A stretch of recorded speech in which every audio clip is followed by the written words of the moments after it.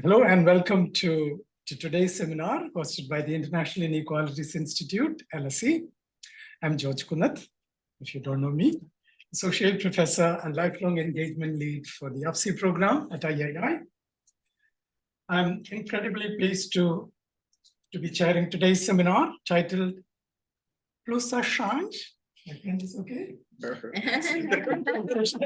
Continuity and change in social attitudes and worldviews in 21st century Brazil, which is part of the III Inequalities seminar series. Today's speakers are Fabrício Mendes Fialho, a research fellow at III, and Alberto Almeida, director of Brasilis Institute. Fabrício has been my colleague at the III and since January 2021. He studied in Brazil and the United States and worked at Ciências for France before moving to the UK. He works in the field of political psychology and research methods with a focus on ethno-racial relations, authoritarianism, and decolonization of quantitative methods. Dr. Alberto Carlos Almeida is a Brazilian political scientist, founder and executive director of Brasilis Institute. He has more than 20 years of experience in public opinion research, both in academia and as a political and market consultant.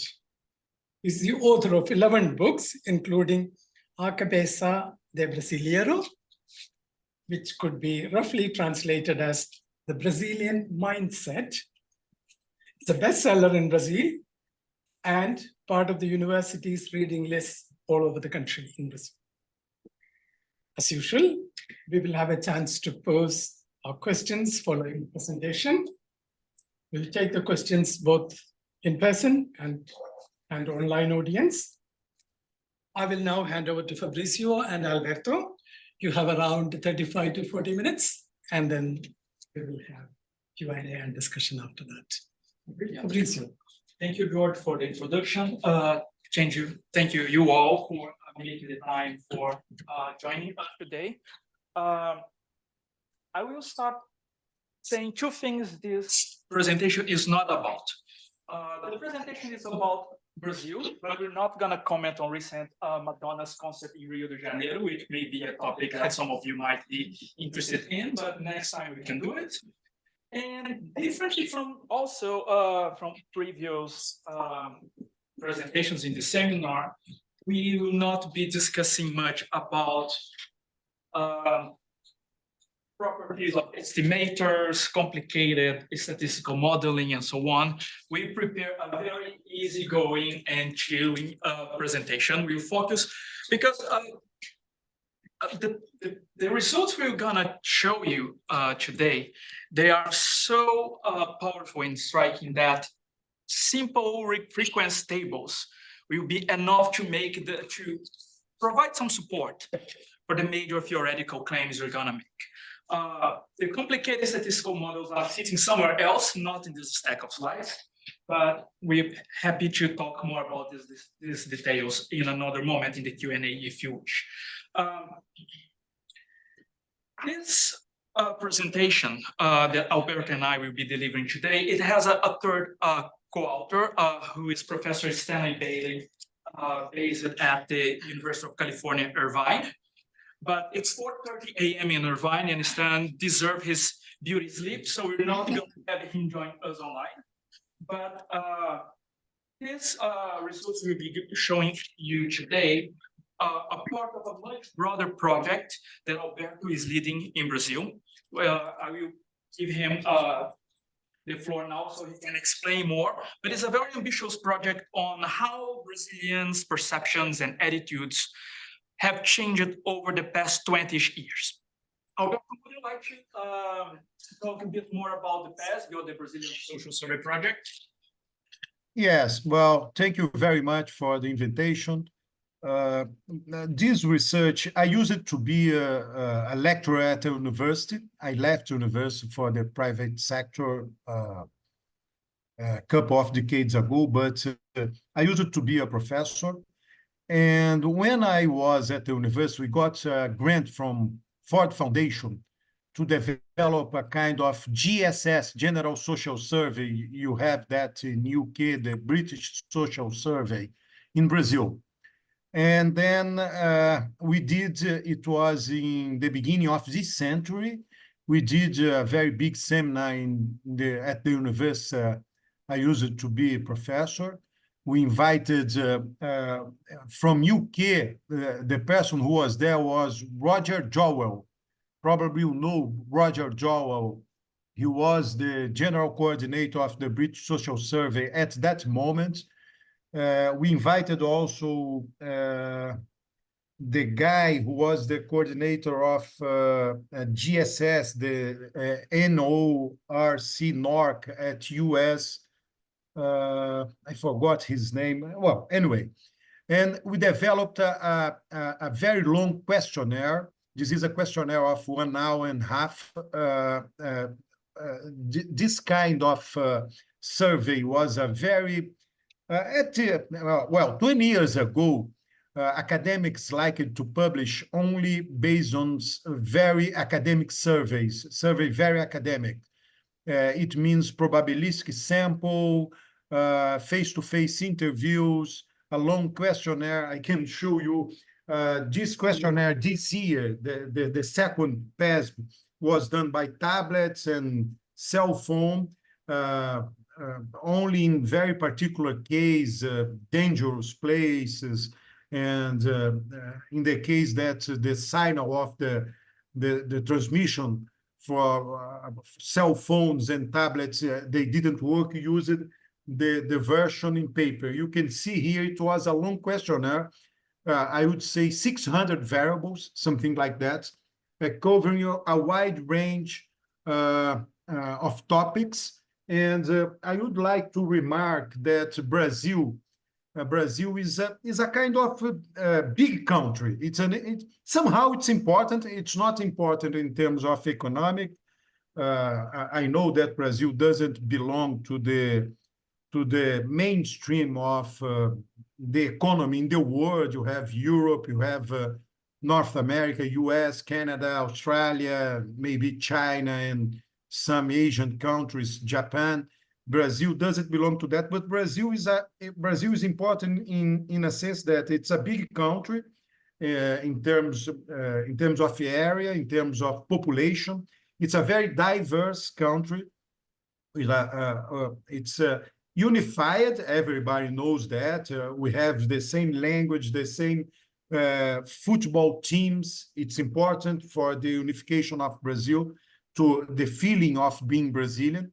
So it's diverse. However, it's only one country in a very strong sense. It's not like even Europe. You have Spain, for example. The localities in Spain, the regions, they are very autonomous. In Brazil, you don't have such a thing.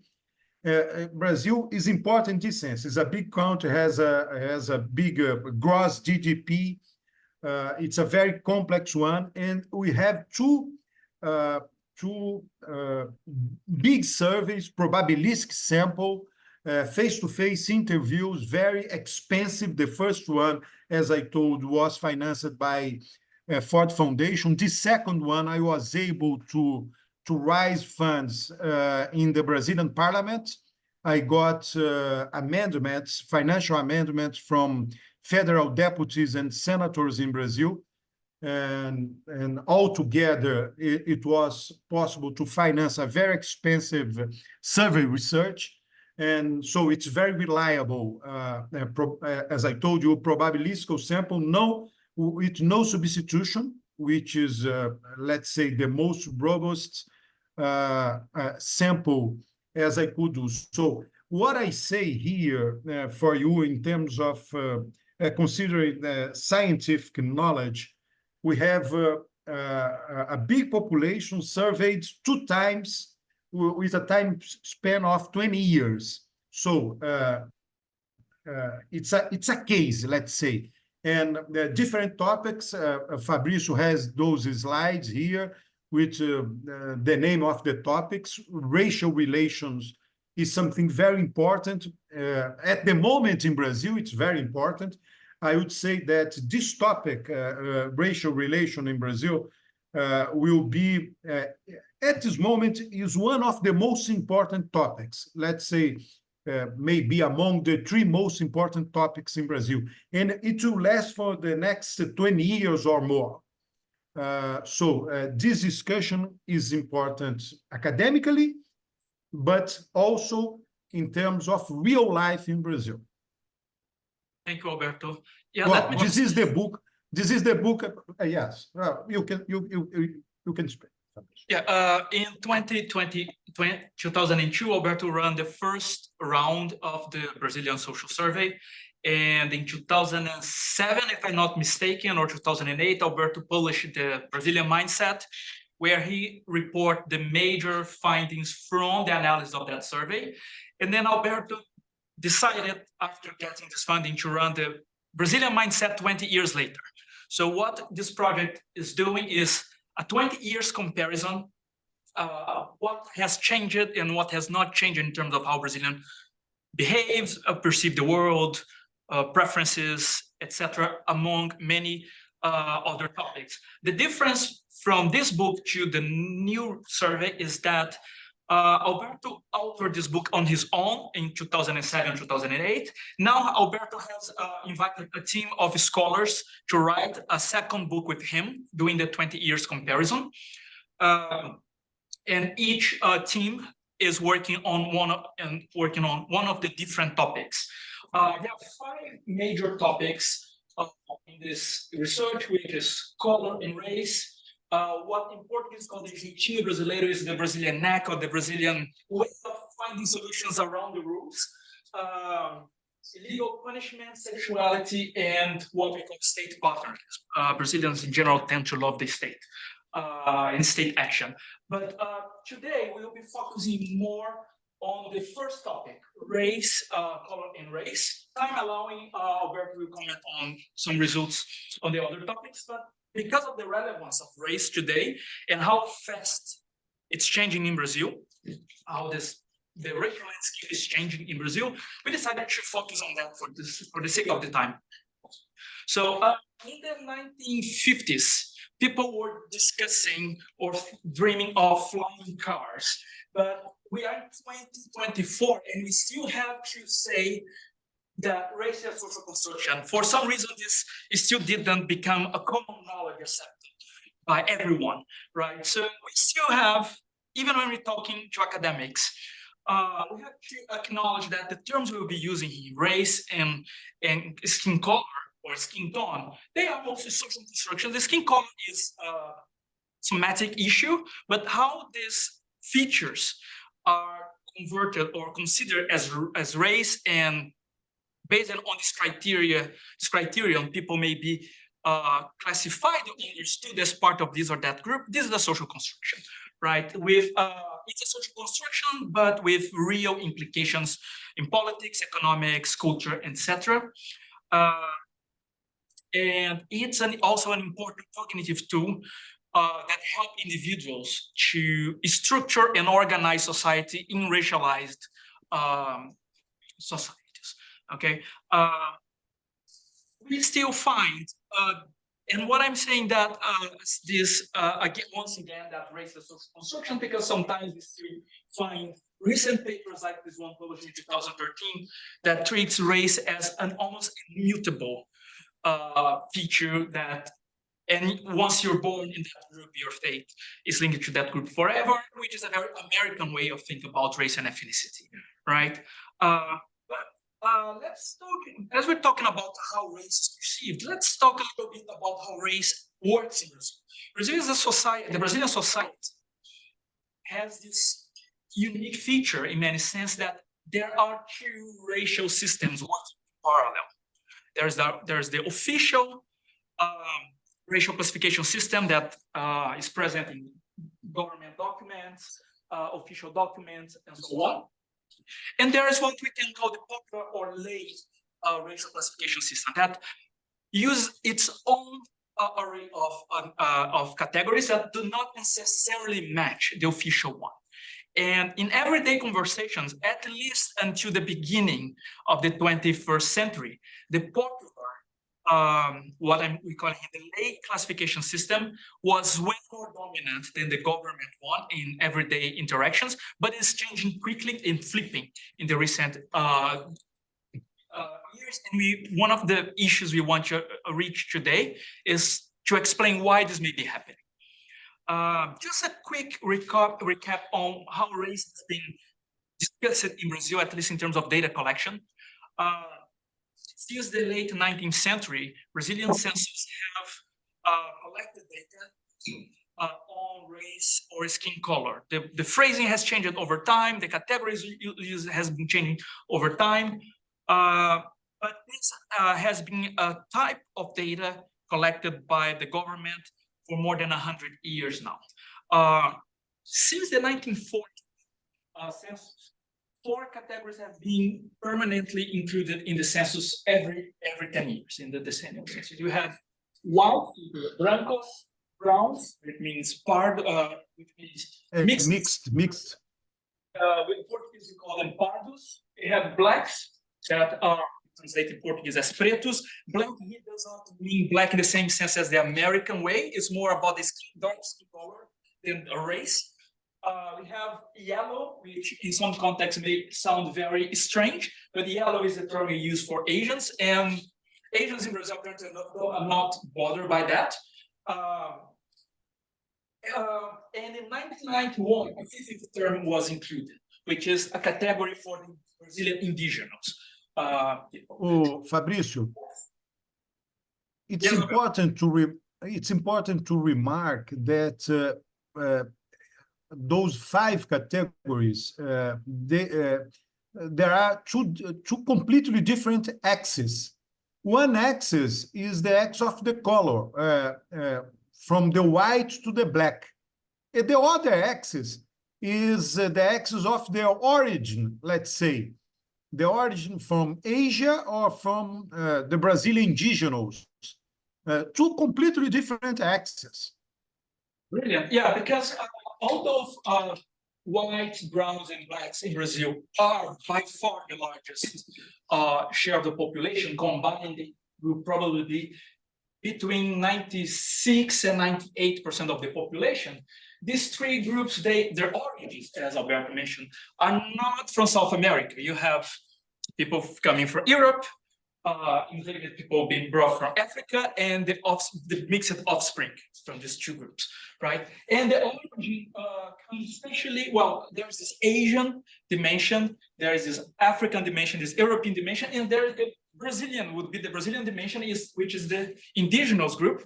But nowadays, after, well, centuries of genocide, is a very minor group in the country. So these categories have been present in Brazilian census every 10 years, except in 1917, where the national census collected no data on race. That's when Brazil was in the middle of a civil military dictatorship, and the government decided not to collect data on race. There's a lot of debate about the reasons why that decision was made, but that data was not collected.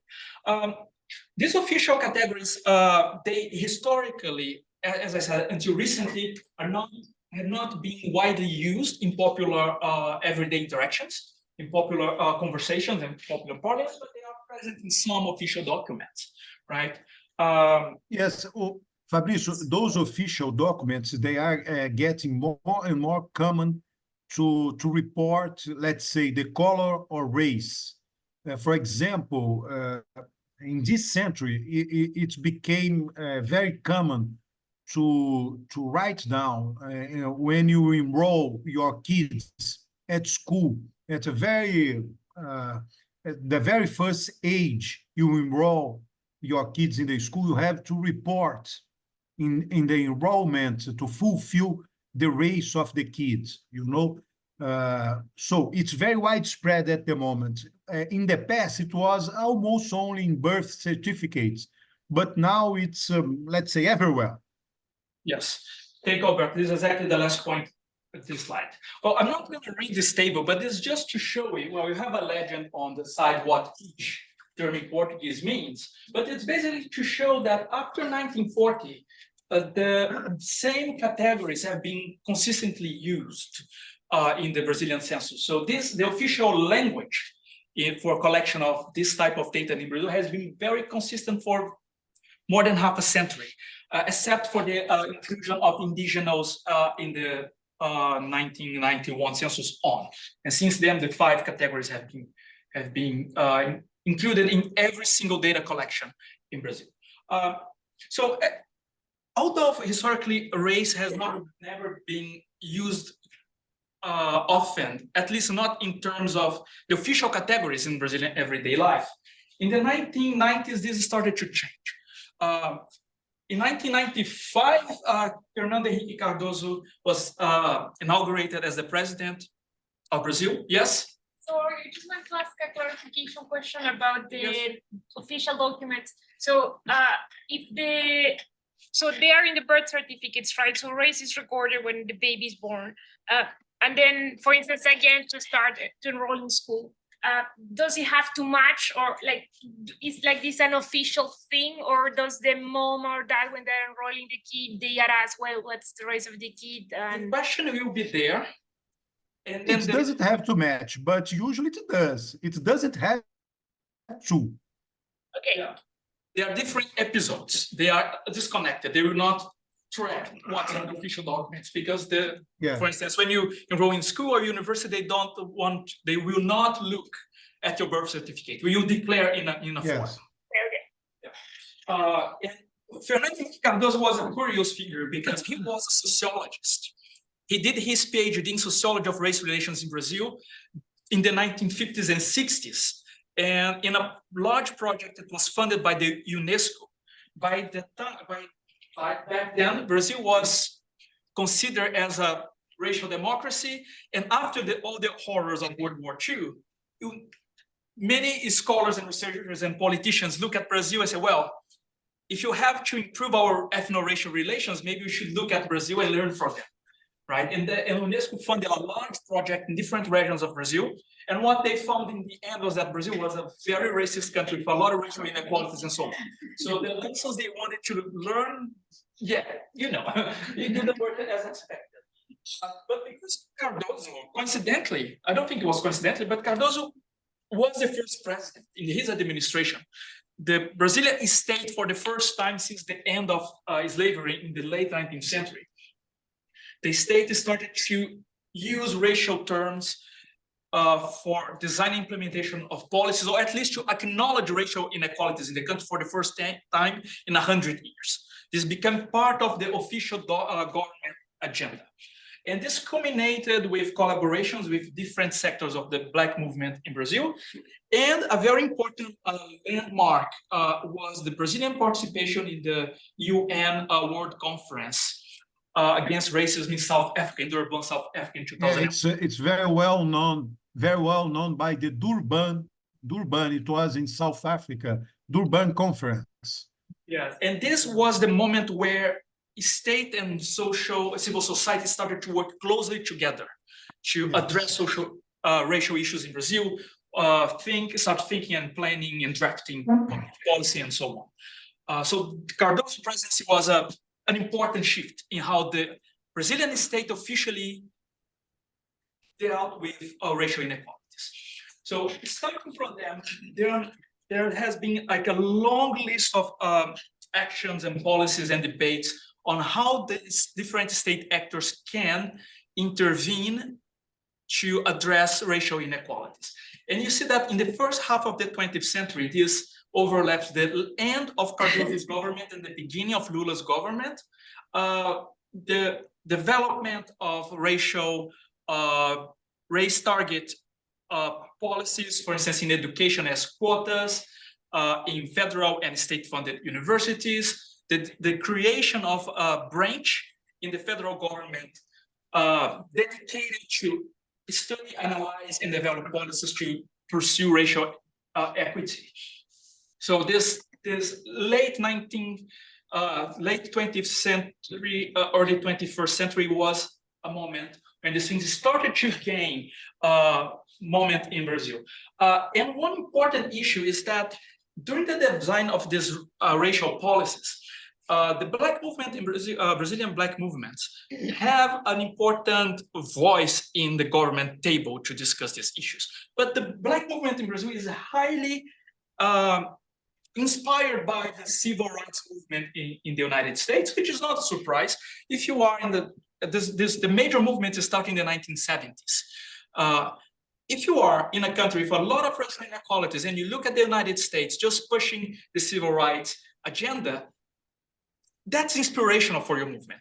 And the Brazilian Black movement incorporated a lot of that agenda and discourse, but also incorporated the way Americans classify individuals racially.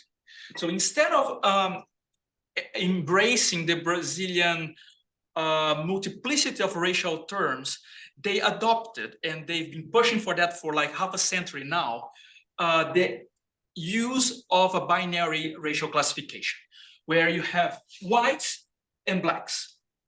In this classification advanced by the Brazilian Black movement, there's no space for the mixed race. The mixed race, because this is a sort of incorporation of the one drop group. If you mix race, you're black. You cannot be right in the other group. So it's basically a creation of dichotomous classification system, and this system has been used to influence or to define eligibility for racial affirmative actions in Brazil. What is interesting, is that, as we're gonna see later, the state has incorporated these categories. The state action has been having an effect on how people see themselves and classify themselves racially, but not as expected in the solidification, the consolidation of this binary perception of race in Brazil at the mass level. The second, I'm mindful of the time, the second racial classification system in Brazil is a very fuzzy, non-official range of terms that people use daily in most of the interactions that take it's a very complex calculation to determine which category to use for different people. You can take, say, two blonde siblings, and they may be classified differently in certain contexts because one that has curly hair, the other has straight hair. So it's a very complex calculation to use these terms. In 1976, the PNAD is a Brazilian national survey, probably sample survey run by the government. A very big sample. There is a very hundreds of thousands of households interviewed, and they included an open-ended question in 76. How you define yourself racially? And more than 100 terms came out. When you analyze that data, you see that most of respondents flock around 6 or 7 major terms, but the simple fact that 100 terms came out is impressive itself. And by then, moreno, which is a term for people with brownish skin, like tanned skin, not exactly black, but not exactly white, is a mid-range, color. It's very fuzzy, difficult to classify because it's a very ambiguous term. But it's for everyone who is not very light and not very dark-skinned. Was very popular by then, but it is a very ambiguous term because it's a catch-all term because of this lack of clear boundaries. But it was very popular, and it was one of the terms that gave name to the Brazilian ideology of mestiçagem or race mixing. That, for me, but let me say something, Fabrício. Can I? Go ahead. Look, I don't know if there is an academic in the world who has studied how kids are socialized at schools in terms of history classes. In Brazil, I don't know if it happened to Fabrício, but in Brazil, the kids, we learned that Brazil was discovered. For example, Mexicans, they learned that Mexico was conquered. The Spanish people conquered Mexico. Brazil wasn't conquered. Brazil was discovered by the Portuguese. We learned at school that we are a mixture of 3 races. The Indians that were in Brazil before the Europeans came over, the Europeans and the Africans. So we learned at school, all Brazilians, I don't know if it happened to you, Fabrício, but this is a kind of origin myth. We were discovered by the Portuguese, and our people was done by a mixture of three races from three continents, three different continents. So this is the base of what Fabrício is speaking about. Yeah, thank you. Yeah, and you in the past you used to call the natives Indians because apparently when the Portuguese landed in Brazil, they thought they were landed in India, and then the term remained in use for a long time. So, so basically in Brazil we have these two different systems going on in parallel. But this is changing. The predominance of the lay classification system with the folk racial terminology is losing ground, and the official categories are catching up and becoming more popular in Brazil. And we believe, at least that's what the comparison and our theoretical work suggests, is that this may be a race-making effect of state action with the implementation of these race-based policies. Right. So Brazil nowadays is in the middle of a clash of two racial projects. One is the American binary system endorsed by the Black movement and incorporated by the government in how some policies are designed, versus the usual tripartite system where you have the Black pole, the white pole, and those in between, the browns or mixed and so on. Alberto, would you like to talk about this picture?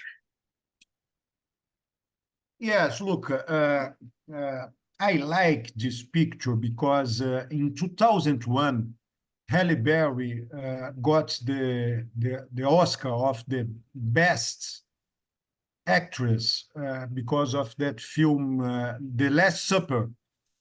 And it was, this result was broadcasted in US, even in Brazil, from the mainstream media in Brazil, as she was the first negra, the first black actress who has won the Oscar of the best actress. So now we have Anitta in Brazil, who is a pop star, a pop singer, and I would say that they have the same skin color. I would say that Anitta is even darker, a bit darker than Halle Berry. So, but Anitta is not considered black in Brazil. Anitta is considered, let's say, parda in Brazil. She wouldn't classify herself as black. So I think that it illustrates that the same color, the same skin color in different countries, they have different classifications. Halle Berry in Brazil wouldn't be black. Anitta in US would be black. So we are socialized in Brazil to see Halle Berry and Anitta, and we are socialized, we learn to classify both of them as pardas. And in a North American, an American, he is socialized, he learns to classify both of them as black. So it illustrates very clearly how race and how, let's say, skin color is a social construction. So yeah, and is in the middle of this changing in racial classification. You see some news, for instance, where they say that the share of black population in Brazil, of the Negro population, how they call it in Brazil, is now the majority, because according to this scheme, this binary scheme, all the race mixed are also classified as black. And then if you put the blacks and the mixed race in Brazil, have more than 50% of the population. But when you look at the Brazilian census and how people identify themselves, those who identify themselves as black are around 10% of the population. So Brazil is in the middle of this change on how people see themselves. Because, and this goes in parallel with a change also in how the population is quote unquote composed, or how is being defined according to census results. The white, the blue light, historically has been the largest group in Brazil until the most recent census, when the race mix had kept up and now are slightly larger than the white population. So Brazil would now be not be a white country any longer in terms of it's the composition of its population. And you see here is the blacks, the pretos, also increasing quickly. The baseline is relatively low. It's 5% in 1991. But if you compare to today, like 2022, it's twice as much. The baseline is very small, but the rate of the increase is relatively fast, compared especially to the other groups in the country. So what we are experiencing here, and after this we will see the results, is the action of the Brazilian state changing how Brazilians perceive themselves racially? How has this lay system and the official system playing out each other, and which one will predominate, or how this is changing in Brazil recently? Is there a convergence between them, and what terms individuals are using are getting the lay system and the official system are more aligned and replicating or similar to each other or not? So this is what we will explore now with some data. Well, when we compare the data from the first PASB in 2002 and the second PASB, we see clearly that whites are declining fast. You had initially 46% of Brazilian adults declaring themselves as white 20 years ago. Now this number is lesser than 1/3. And we see that the browns increased by almost 15% in this period. Black population has increased as well. So we see basically a decline of those who self-classified as white, and an increase of those self-classified using other terms. Here I put neck to neck what the PASB found and what the census found. We see that the census has also captured the change, but at a much slower pace than what the PASB captured. And why do you think this is the case? Because there is a methodological issue in the census. The census, any other Brazilian official surveys, when the interviewer go to a household, the interviewee provides the answer for all members of the household. So there's a lot of auto classification going on there. Then in the PASB, we have only the self-identification. So only the respondent, the adult respondent, only provide information for he or herself.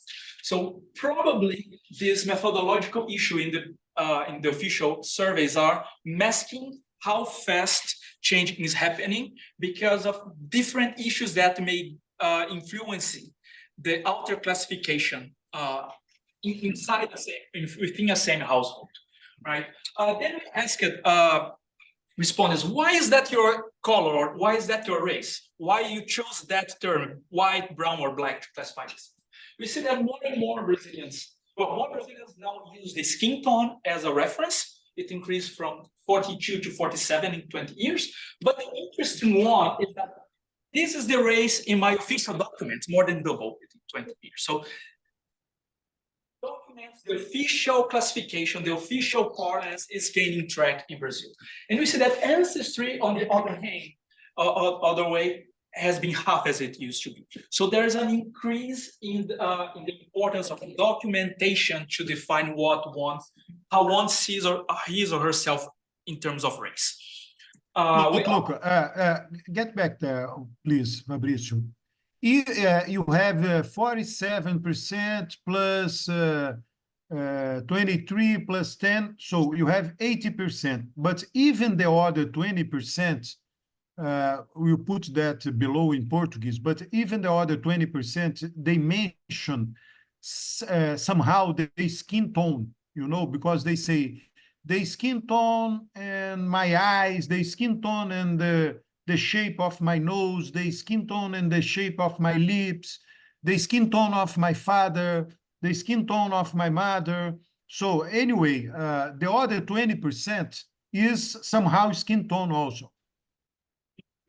And then we also asked them in both surveys, the same question was used in both surveys, where your ancestors come from. We see interesting increase in those who say, oh, my ancestors are Brazilians. They are not Italian or German or from Angola. No, my ancestors are from Brazil, right? And this is interesting that it means Brazil in two different senses, both Brazil as a country, as a society. Well, my father, my grandfather, my great-grandmother, etc., were born in Brazil. So they were Brazilians, regardless of the origin their own ancestors came from. But also an increase in how they identify with the Brazilian indigenous. There's a twice as much Brazilians who report, well, part of my ancestry comes from the Brazilian natives, right? Which was yes. Yes, this question was asked for everybody because you have the first question, the question you presented, and how important is ancestry? It dropped from 20 to 10, but it wasn't only 10% who answered this question. It was the whole sample. All Brazilians answered this question. You are seeing the result now. It's important, Fabrício, to tell that because it can be a bit confusing. And Fabrício, do you know why I think that it went from 16 to 30% Brazilian indigenous? Because we say the word Brazilian. I think that, in fact, everybody say that they come from Brazil somehow. Good point. So this summarize the change that we have in the late terms. As I mentioned, Moreno used to be a very popular term in Brazil. In 24, when they were asked, respondents were asked to classify themselves in an open question, 1/4 of Brazilians use Moreno to identify themselves, which is not an official term. This is just a popular term. When you go 20 years into the future, it's 75% less. So basically, it's the dying of Moreno as a terminology being used in Brazil in everyday parlance. We also see that those who just ask to express themselves use any word they want, who classify themselves as brancos, fell down by 1/4. But when you look at those who identify themselves as in the past not very popular, but nowadays state, a category widely used by the state for policy implementation. You see the partner, which was a relatively minor term back in the day. We have like 15% using that spontaneously. Now it's 3 times more. And the same goes for spirit, which is the other official term for those with very dark skin tone, that tripled from 3% to 10%.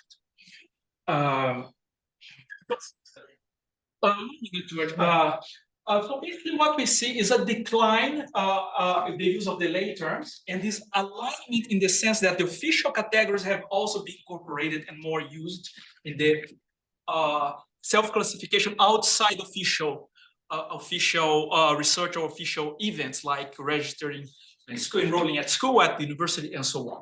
And we think this is an effect of state action. There is a strong race-making effect in the Brazilian government policies that is changing the landscape in Brazil, but not in the way the Black movement in Brazil intended it to be. There is not such a growth in the all-overarching, all-embarking, the overarching Black term as a Black versus white, but we see that what is happening is that the informal term for brown skin tones, the morenos, have been annihilated by this policy, but individuals still are proud of their race mixed past. They just embraced the term pardo. I think this covers the major results in terms of the change. There are some results here for experiment we did using photographies to measure how phenotype and somatic features would influence how individuals perceive who is poor, deserves access to special policies, and so on. I'm mindful the time we are over time, so I will not gonna go there now. But if there's time later, Alberto can comment on that. Sorry, George. No, yeah. Thank you so much, Fabrício and Alberto. Such an insightful presentation. Lots of questions are there. And we will have a chance to post those questions. And for the online audience too, just raise your hands function there. And if you can't, you just put your question on the chat and then just state your name and affiliation where possible. So I have a lot of questions, but I will let Fine. So thank you, Fabrizio. It was very. Can you speak a bit louder? Yeah, from the yeah. microphone? So thank you, Fabrizio. It was very interesting. My question is about, you know, in regard to the comparison between 2002 and 2023. How did you manage to deal with the population growth? Just for, you know, your interpretation about this comparison. Just yeah. Alberto, would you like to tackle on that question, or do I resolve? Sorry, could you, because the sound here, it's not good, it's not very good for me, Fabrizio. Could you? Yeah, Maybe yeah. you want to repeat it? Yeah. Since you're by the mic or not? Yeah, no. Yes. Alberto, Can you hear me? can you hear me now? Can you hear me? Yes. Maya's question was, how did you make a distinction between the 2002 survey and How did you manage to deal with just the population growth between the two dates? Just for your interpretation of the different percentage between the two dates. Your question, Maya. I think you're talking about the size of the population, the composition of the groups. Yes, exactly. The Brazilian population It's quite a bit in the period, but we're talking in terms of the share, the percentile of that population. no. But Alberto, what you said? Well, it's a probabilistic sample. It doesn't change in this sense. The sample design was the same. It was a very complex sample design using serpentine, and you have a sample of the population. So everything you are speaking about here, we're not speaking about the respondents of the survey. You are speaking about the Brazilian population. Good, yeah, we're talking about these two surveys are snapshots of the Brazilian population at different points of time, right? Even though the population grew quite a bit, they are, and as Alberto mentioned, how we selected the respondents for the survey used the state-of-art methods to guarantee as much as possible in statistical terms that these two surveys, they are good representations, reliable representations of the population in 2022, 2020, and 2002, right? Even though the population increased, it doesn't necessarily impact in the change of how many people themselves as blacks or as browns, because we are looking, okay, in 2002, 4 out of 10 Brazilians declared themselves as whites. Now in 2022, say 3 out of 10 Brazilians. So it's a relative number, it's not an absolute number, right? Annalena? Just because you Yes, Fabrício, could you come back to the slides with the figures of the ancestry, where they come from? Yes. To show one figure, it's interesting here. Look at Italy here, for example. In 2002, 17% of the Brazilians said they had ancestry in Italy. In 2023, it was 16, the same number, you know. It's Germany, the same number, 9 and 7. Spain, also the same number. It's a measure of the validity, internal validity of the survey, for example. Because one thing that probably I didn't mention is that respondents could pick more than one here, right? That's why if you sum up the number, you have like 300. Yes. Because you could mention every ancestry you could remember that you eventually have, right? Annalena? And the ones who classified themselves as black were the ones who had more the most numbers of ancestry. Okay. Did you? No, no, Annalena did. Sorry, It's just a tiny clarification on the aspect of composition. So the sample also accounts for migration flows then, emigration and immigration. Sure. Okay. That was, in a sense, my question. We'll take one more question from the room and then see if there is anybody online. Okay, no question from the online. Yes, please. Thank you very much. Can you hear me, Alberto? Yes. Wonderful. Really interesting work. Just wanted to ask you about benchmarks and external validity, because I think at least of two things. So you could compare your results to the birth certificate distribution, right? And then you could see like to what extent does it approach or not. But also, maybe you're familiar with the work from Patricio Solis in Mexico, right? They did a large-scale project to understand ethno-racial inequalities. And apart from asking the interviewers and also self-rates of skin color, they also use optical colorimeters. And then they make the comparison in terms of like how do people self-rate, how do interviewers rate them, but also how this relates to a objective measure of skin color, right? I mean, maybe it might be a follow-up idea, but I just would like to know, like, what other benchmarks do you have to say, like, okay, this really approaches to the actual distribution of the birth certificates, or what's happening in terms of like the final distribution you get? Let me answer this quickly. A couple of months ago, I think it was February, right, Alberto? We ran a telephone survey. Yes. The numbers in terms of a racial composition in Brazil are the same within the margin of error. So the results are very reliable when you look at the self-classification. The problem, and this is one of the issues with the Brazilian way of the Brazilian government way of collecting data for the household, because there's a lot of outer classification. So the way a father or mother or grandfather or grandmother would look at, for instance, a child at home is what defines the race for that child, regardless of how that child would someday perceive he or herself, right? So this is an issue in how, when we look at the Brazilian official data, I mean, the trend is clear, but because there are many other issues going on in outer classification, even like social desirability, etc., in a society that is very racist, and there is a bonus for being light-skinned, that may impact on how individuals classify others. And in terms of the birth certificate, I chatted with some demographers on that, and they say this data is not reliable.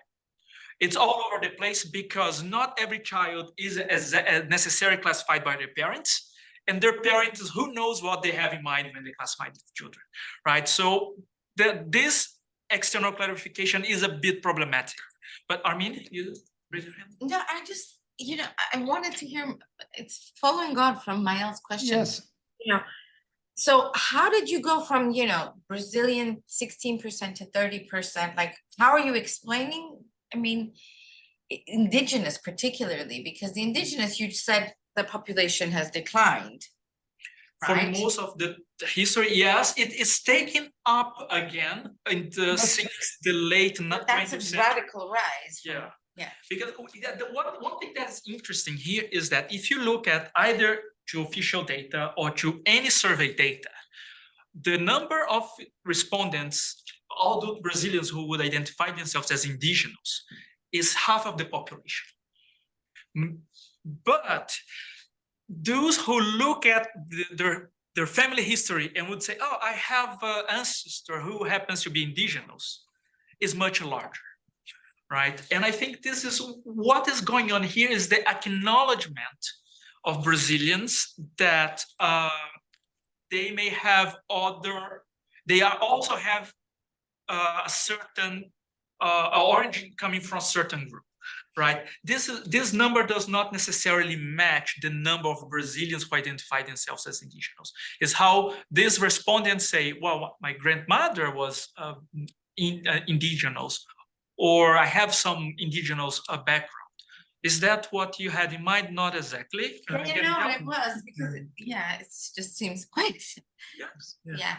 Because in the Fabrício, how many minutes you have? And One. if your answers can be short, and questions can be short too, we can take 2 questions. Annalena again? Annalena?